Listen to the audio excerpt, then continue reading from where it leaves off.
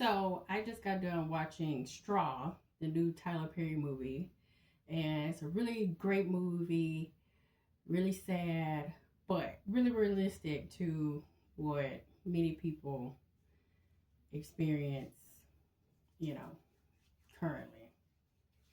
Um, Minus the bank situation. But it also made me think about systems, you know, the programs and services put in place to help people in situations like that. And one of the reasons I wanted to become a social worker is because I love helping people. And I wanted to be one of those people to help break down the barriers and cut through that red tape of the systems that's in place to help people get access to these things, right? But the more that I keep working in this field, the more I keep realizing it is harder to break down these barriers and help people the way that I really want to. And one of the situations that I thought about, I used to be a medical social worker, so I worked at a hospital. And I start tearing up, it's because I'm really passionate about it and it really hurts my heart. There was a patient that came in. He was a male veteran and he was experiencing some intimate partner violence, aka domestic violence. His partner was financially abusive, physically, all the abuse, right? And he came to the hospital to have a safe space to stay and to get away from her. But there wasn't anything medically wrong. He just knew he needed to come to the hospital to be safe, right? So I was assigned his case. Well, he came to my floor, so and he just poured out to me, and he's sweetest man, sweetest, and I couldn't fathom anybody doing the things that he was describing to me to somebody. And I was like, okay, so you need housing, you need some temporary funds to so you can get food and some gas for your car, like all this stuff, right? And so of course, as a social worker, I have to balance getting people the services they need and making sure they have a healthy mental state, right? And that's hard to do. That's really hard to do. His mental state was fine.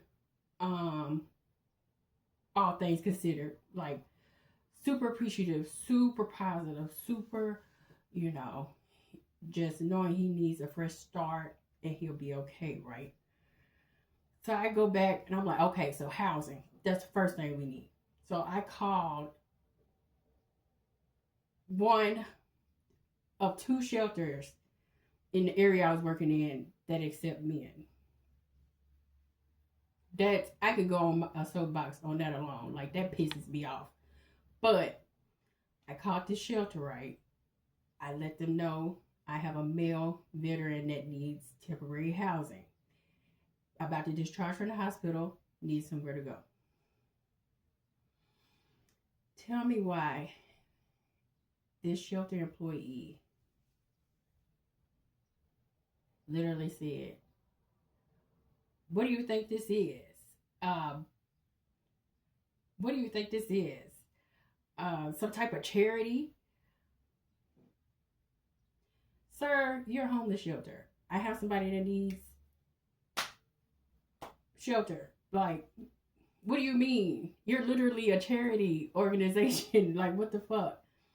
And it got to the point where he wasn't willing to help me. And I was like, I need to talk to your manager. Who is the program director there? Like, because I'm not talking to you anymore. I have a male patient here who needs help, and you're not helping me help him. So I'm not talking to you. And I talked to the manager. We got everything straight. He couldn't believe that employee did that.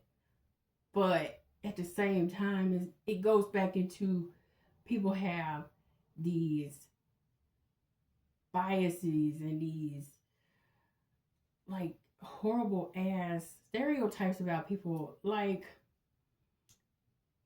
I didn't go into detail about, the domestic violence situation, but he just made it seem like, oh, since it's a man, he doesn't need services. And I'm like, no, men are just as worthy of having services just like women. And yeah, that just goes into goodness. There's so much shit we have to deal with. And especially being a black social worker, a lot of times, even me now being a therapist, like there's times I try to get in contact with organizations or different professionals, and they just kind of act hands off about stuff or not really trying to help me. And then they ask me multiple times, who are you again? Like, why should I be talking to you? It's just very defeating. It can be very defeating. So, yeah, I just wanted to come out here and vent because today has not been the greatest in general. But that movie, man, that was so powerful. And I hope everybody watches that movie. Oh, yeah. I also hated how that child protective services worker was in the movie. Like, that's hell no. It should not be going down like that at all. Like, obviously, that was just, a part of her psychosis and her grief that was going on in her head.